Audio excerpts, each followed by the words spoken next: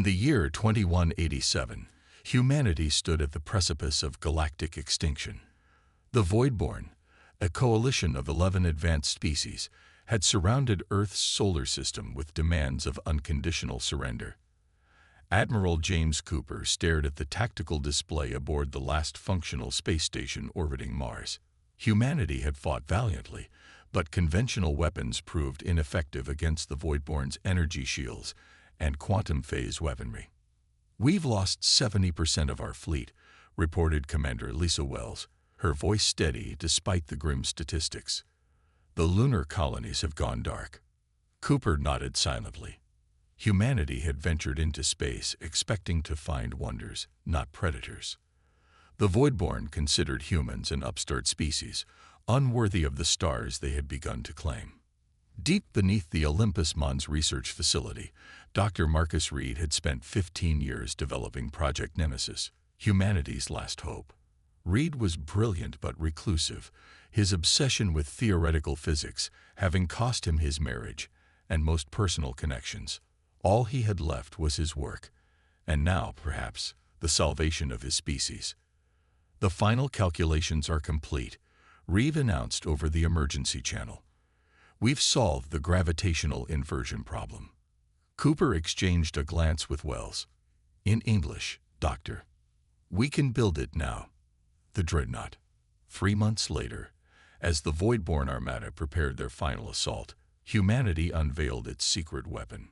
Rising from the hidden shipyards of Ceres, the HMS Thunderchild emerged, the first Dreadnought-class vessel, nearly 2 kilometers long. Its sleek obsidian hull absorbed rather than reflected light, creating a vessel that appeared as a moving void against the stars.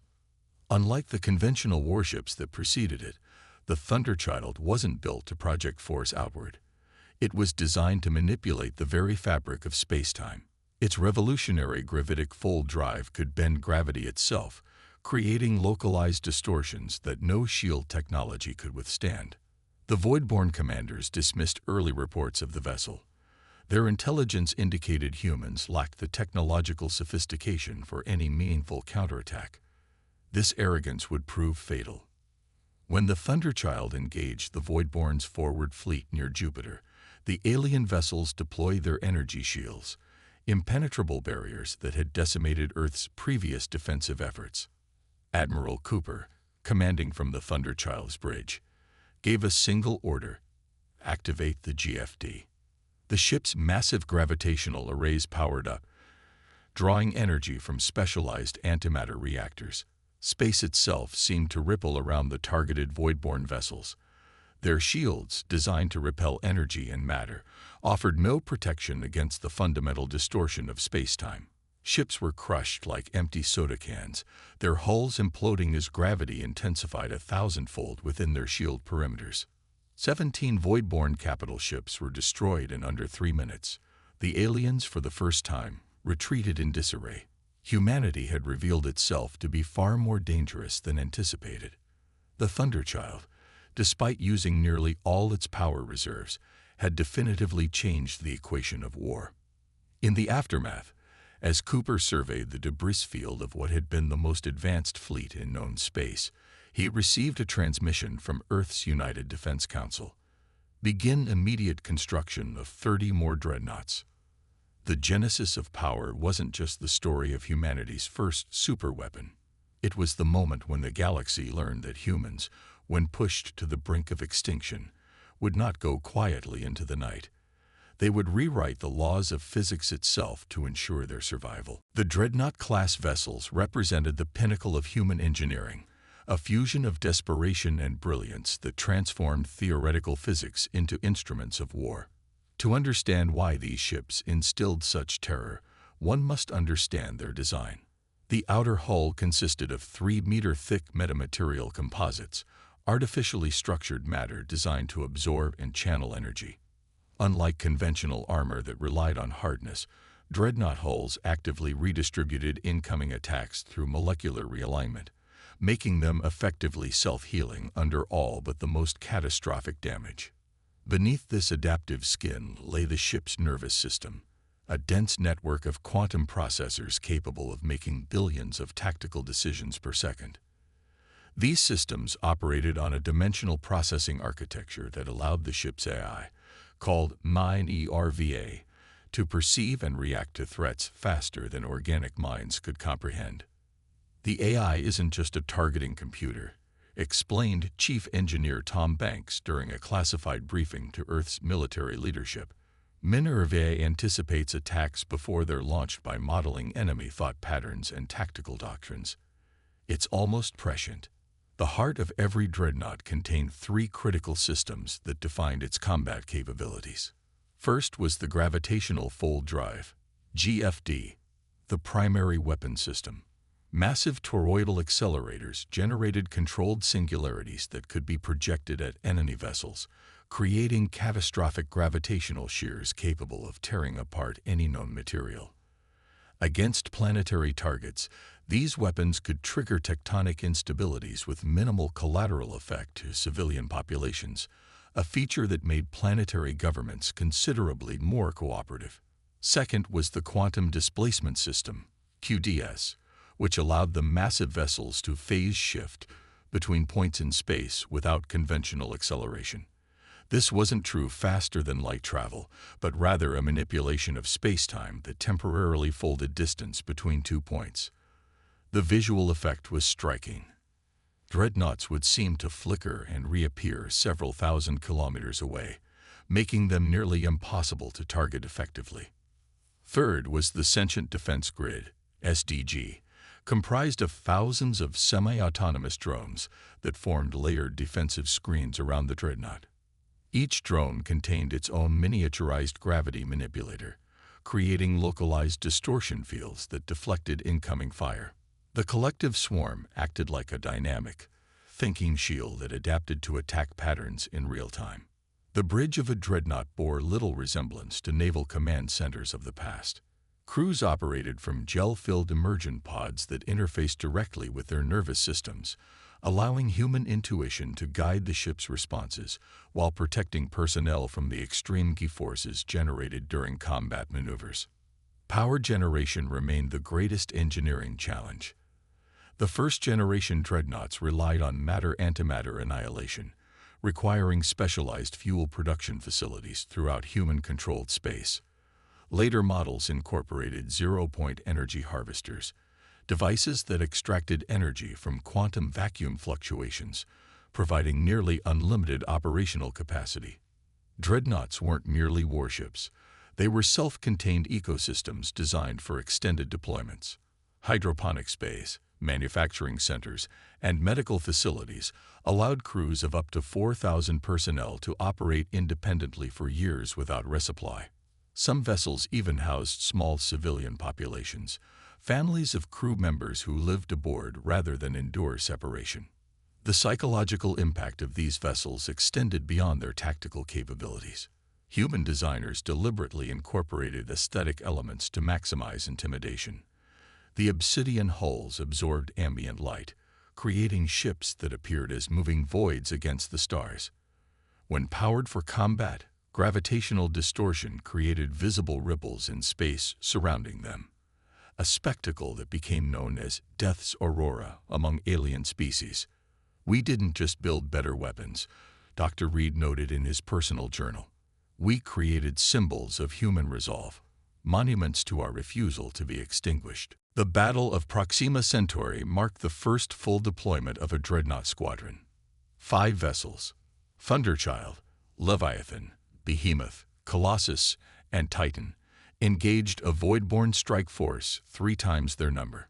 Captain Michael Andrews, commanding the Behemoth, recorded in his log, "The enemy entered the system in perfect formation. They left as scattered atoms." This overwhelming victory established humanity's new reputation. Within 18 months, 3 former void-born client species had reached out for diplomatic relations with Earth, sensing a shift in the balance of power. The most legendary dreadnought remained the HMS Invictus, commanded by Admiral Helen Foster. During the liberation of Ta City, Foster's single vessel engaged 27 enemy capital ships to protect human colonists undergoing evacuation. The Invictus sustained critical damage but continued fighting for 11 hours.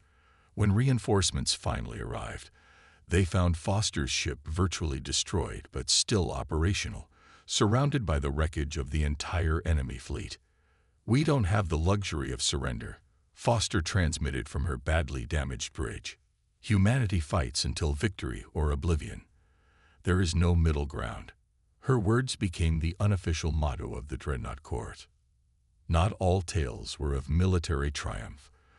When the agricultural colony on Epsilon Eridani suffered catastrophic crop failure, the Dreadnought Mercy, a specialized variant, equipped with extensive medical and support facilities, arrived to prevent mass starvation. For 6 months, the massive warship served as a floating city, its hydroponics bays converted to food production while its engineering teams rebuilt the colony's infrastructure. Captain David Wilson refused multiple orders to return to active patrol duty. "Weapons protect our people from enemies," he famously responded to Fleet Command. "But what good are they if we don't protect our people from hunger?" His actions established the precedent that dreadnoughts serve humanity's survival in all its forms, not merely through warfare. The most sobering tale came from the Rigel incident. The dreadnought Retribution, under the command of Captain Robert Kane, was ordered to suppress an alien insurrection against human mining operations. Kane refused, transmitting evidence that human corporations had violated treaty agreements and exploited the native populations. Dreadnoughts were built to ensure humanity's survival, not to enforce its greed. Kane declared before placing his vessel between corporate security forces and the alien settlements. His actions sparked intense debate throughout human space about the ethical deployment of such powerful weapons. In lighter moments, dreadnoughts became cultural icons. The ancient human tradition of naming vessels after mythological beings found new expression as children across human settlements played with toy versions of the massive ships. Recruitment advertisements featured the sleek black vessels with slogans like "The Stars Need Heroes" and "Join the Edge of Innovation." Perhaps the most unexpected tale involved the Dreadnought Explorer, which was modified with enhanced sensors rather than weapons. During a scientific expedition beyond the Orion Spur, the Explorer detected faint quantum signatures suggesting intelligent activity in a supposedly uninhabited region. Rather than the expected hostile encounter, the Explorer discovered a peaceful, non-corporeal species that had been observing human expansion with curious interest. Commander Anna Miller established first contact protocols that led to the exchange of scientific knowledge rather than military confrontation. "Our greatest weapon was never the gravitational arrays," she wrote. "It was our adaptability, our capacity to become explorers as readily as warriors." By the third decade of the Dreadnought era, these vessels had transformed from mere military assets into the physical embodiment of humanity's indomitable spirit, monuments to the species' refusal to be relegated to a footnote in galactic history. 50 years after the launch of the first Dreadnought, humanity's position in the galactic community had fundamentally transformed. From a species on the brink of extinction, humans had become a major power. The Terran Confederation now encompassed 73 star systems, with diplomatic and trade relations extending to hundreds more. The Dreadnought's legacy, however, proved more complex than simple military dominance. On the diplomatic front, the mere threat of Dreadnought deployment often accomplished what direct force could not. When the Meridian Alliance attempted to blockade human colonies in the Cygnus sector, Admiral William Turner's famous Cygnus Ultimatum resolved the crisis without a shot fired. "The Dreadnought Sovereign will arrive in your system in 72 hours. You may choose to meet it with your fleet or with your diplomats." They chose diplomats. The psychological effect extended beyond military affairs. Human diplomatic envoys found alien counterparts more willing to negotiate equitable terms when discussions occurred in star systems where a dreadnought maintained routine patrol. This unspoken leverage helped establish humanity as a respected, if sometimes feared, galactic citizen. Economics followed power. The gravitational fold technology, adapted for civilian applications, revolutionized interstellar transit. Commercial vessels equipped with scaled-down GF drives reduced travel times between systems by 87%, creating trade routes that would have been economically unfeasible under conventional propulsion. Colonies once considered too remote for viable commerce became thriving outposts. The Dreadnought didn't just save our species. Economist Maria Reynolds observed in her seminal work, The War Economy of Peace. It inadvertently created the foundation for unprecedented human prosperity. Education transformed as well. The push to staff dreadnoughts with qualified personnel accelerated human scientific development across multiple disciplines.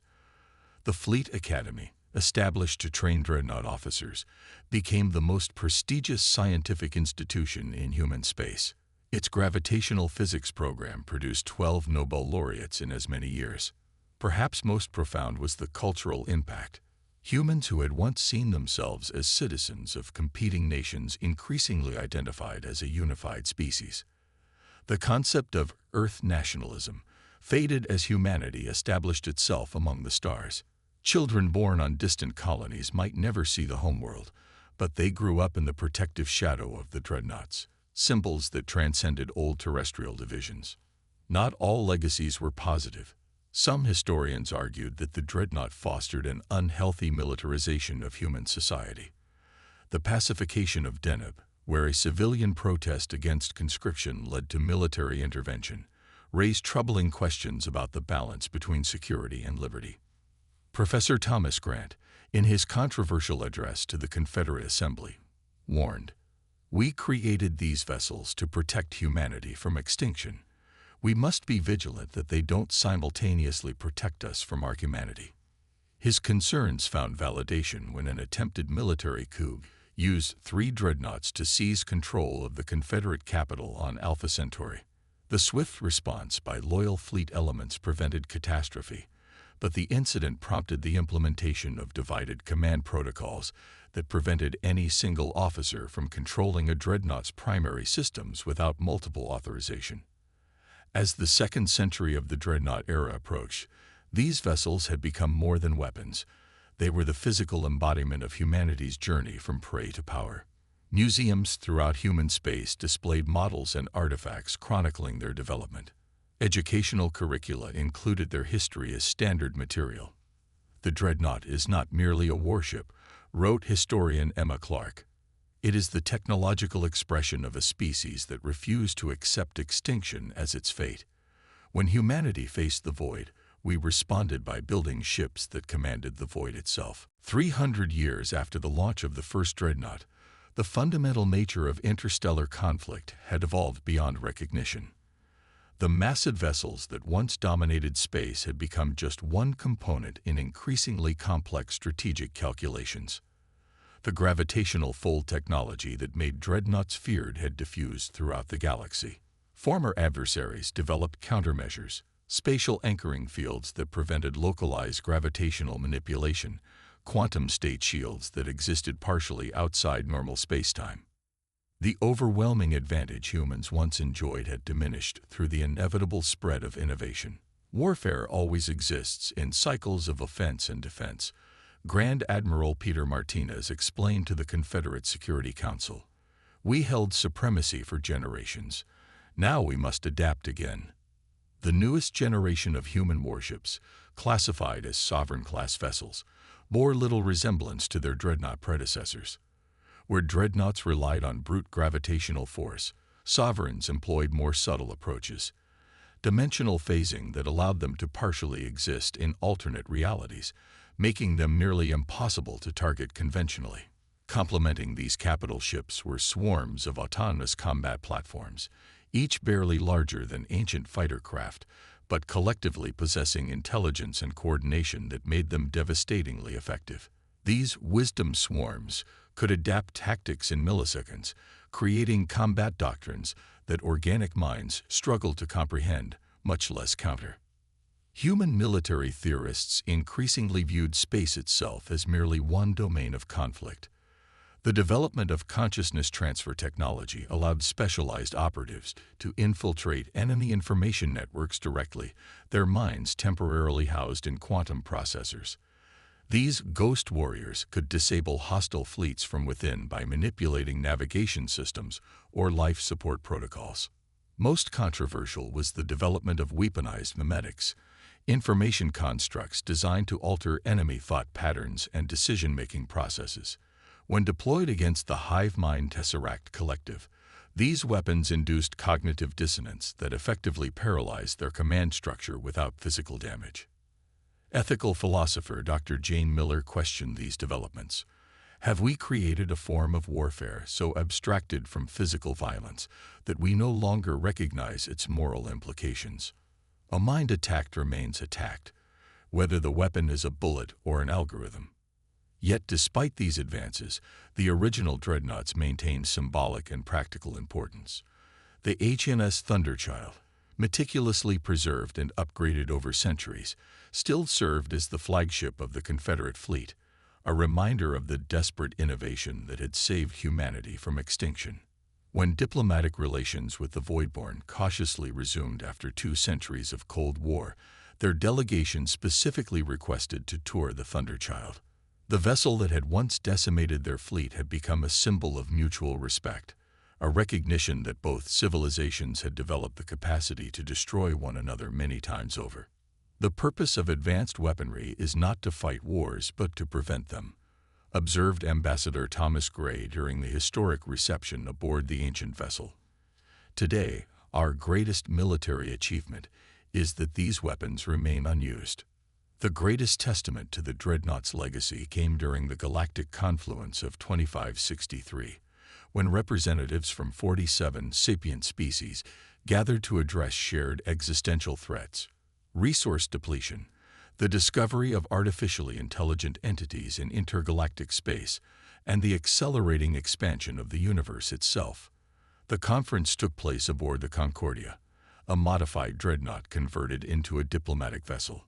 As delegates debated humanity's proposal for a united response to these challenges, the ancient weapons systems remained dormant, a silent reminder of capabilities now directed toward preservation rather than destruction. Perhaps the ultimate evolution of warfare, noted sinoanthropologist Dr. Mark Reynolds, is the recognition that our greatest enemies are not each other, but entropy itself. The void between stars cares nothing for our conflicts, but it will consume us all if we fail to transcend them. 500 years into humanity's interstellar expansion, the nature of conflict transformed yet again. The ancient dreadnoughts, once the dominant force in space, found new purpose as humanity faced threats beyond conventional warfare. The discovery of the dimensional incursion in 2687 changed everything. Scientists at the outer colony of New Horizon detected spatial anomalies, suggesting that something was attempting to enter normal spacetime from outside the known universe. These weren't ships or weapons in any recognizable sense, but entities composed of exotic matter that existed according to fundamentally different physical laws. "They're not attacking us," reported Dr. Laura Thomas from the research station that made first contact. "They're simply incompatible with our reality. Their mere presence warps the fabric of spacetime, threatening the stability of entire star systems." The Confederation mobilized immediately, but conventional weapons proved ineffective against entities that barely existed in normal space. It was Admiral James Reynolds who proposed repurposing the remaining dreadnoughts into what would become known as the Silent Guardian program. These ships were built to manipulate gravitational fields, Reynolds argued before the Emergency Council. With modifications, they could create stabilized pockets of spacetime, bubbles of reality that these incursions cannot penetrate. The ancient vessels, many already decommissioned or serving as museums, were recommissioned and extensively modified.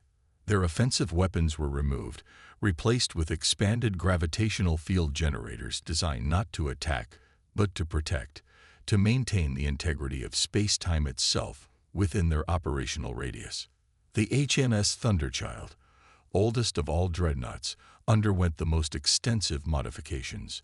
Its central core was hollowed out to house the cosmic anchor, a device that could generate a stabilization field extending across an entire star system. The ship that had once been humanity's greatest weapon became its most crucial shield. Captain Mark Wilson, commanding the Thunderchild during the Battle of Ta Siti, recorded in his log, "We don't fight in the traditional sense anymore. Our enemy is chaos itself, the unraveling of the physical laws that make our existence possible. Victory isn't measured in destroyed targets but in preserved homes." The Silent Guardians established a network of stabilized corridors throughout human space, safe zones where normal physics remained constant despite the increasing frequency of dimensional incursions. Civilian vessels traveled along these protected routes, while colonies depended on nearby guardians to maintain the integrity of their local spacetime. This new mission required new approaches to crew selection and training. Where combat reflexes had once been paramount, the Guardian crews now needed individuals with extraordinary patience and psychological stability. Deployments lasted years, sometimes decades, as these vessels maintained positions at critical junctures in space, their crews watching eternal vigilance over the fabric of reality itself. It's a different kind of heroism, noted psychologist Emily Chen, who designed the selection protocols. We're looking for people who can find meaning in preventing disasters that most will never know were threatening. The Silent Guardians developed their own distinct culture, contemplative, philosophical, almost monastic. Many crews incorporated meditative practices and artistic expression into their daily routines. The observation decks of these massive vessels, once used for tactical planning, became gardens and art studios where crew members sought to understand the nature of reality they were tasked with preserving. Literature flourished among Guardian crews. Captain Susan Miller's Meditations at the Edge of Reality became standard reading throughout human space, its reflections on existence and purpose resonating with those who had never served aboard a Guardian. "We stand at the boundary between order and chaos," she wrote, "not as conquerors but as caretakers. The void is infinite, but so is our determination to carve out a space within it where life can flourish." As incursions increased in frequency and intensity, the Guardians became more than military assets. They were the foundation upon which human civilization continued to exist. Children across 100 worlds grew up knowing that somewhere in the darkness between stars, massive black ships were maintaining the reality they took for granted. The greatest victory, Admiral Reynolds reflected near the end of his career, is that most of humanity will never understand how close we came to unraveling. They'll never know what was saved, because they never saw what was lost. 700 years after humanity faced extinction, the descendants of Earth had spread across the galaxy, establishing a civilization that spanned thousands of star systems. The original dreadnoughts that had secured humanity's survival now existed primarily in historical archives and museum holographs, their physical forms long since dismantled or repurposed as humanity's technology progressed beyond the need for such vessels. Yet their legacy endured in unexpected ways. The Ascension Project represented humanity's most ambitious endeavor, the attempt to transcend the limitations of physical existence entirely. Drawing on the accumulated knowledge of centuries, including insights gained from the dimensional incursions, scientists proposed that consciousness itself could be transferred into the fabric of spacetime, allowing humans to exist as energy patterns rather than biological or even artificial entities. "We began with ships that manipulated gravity," explained project director Emma Wilson, great-great-granddaughter of Mark Wilson, who had commanded the Thunderchild during the Silent Guardian era. "Now we seek to manipulate the boundary between mind and matter itself." The technology required for this transformation built directly upon the gravitational manipulation systems first developed for the dreadnoughts.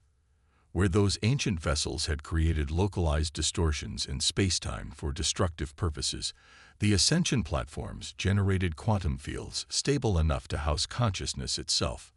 The first successful transition occurred in 2892. Dr. Thomas Reed, voluntarily dying of an incurable neurological condition, became the first human to exist as a pure energy pattern within an artificial quantum matrix. His first transmitted message became famous throughout human space. "I am no longer in the universe. The universe is now within me." Over the following decades, millions made the transition. Some chose ascension at the end of natural biological lives, while others, particularly those serving on deep space missions, transferred their consciousness to continue work that would outlast their physical bodies.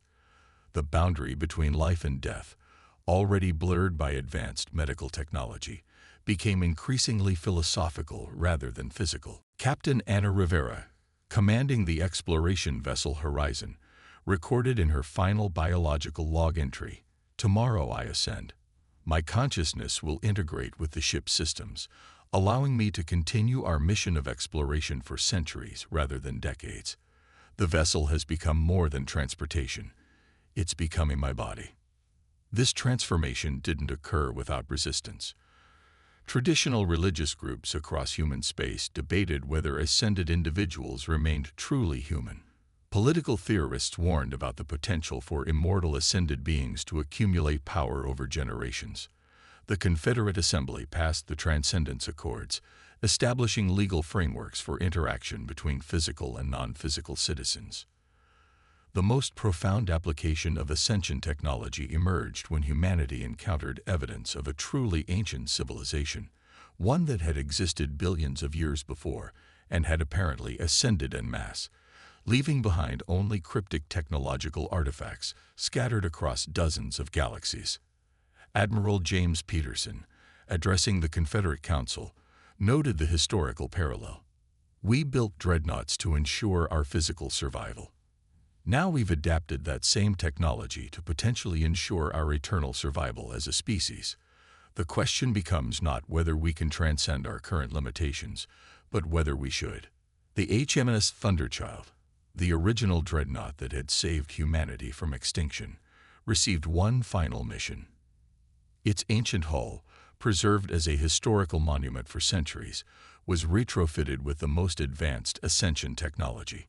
A volunteer crew of 100, including descendants of the original Dreadnought engineers, embarked on what was called the Continuity Mission, a journey beyond the boundaries of the Milky Way to establish humanity's presence in intergalactic space. Before departure, the vessel's captain, Michael Cooper, a direct descendant of Admiral James Cooper, who had commanded the first Dreadnought, addressed humanity in a system-wide broadcast. 700 years ago, we built ships of war because we had to survive. Today, we repurpose those same principles for exploration and transcendence. The vessel that once struck fear now carries hope.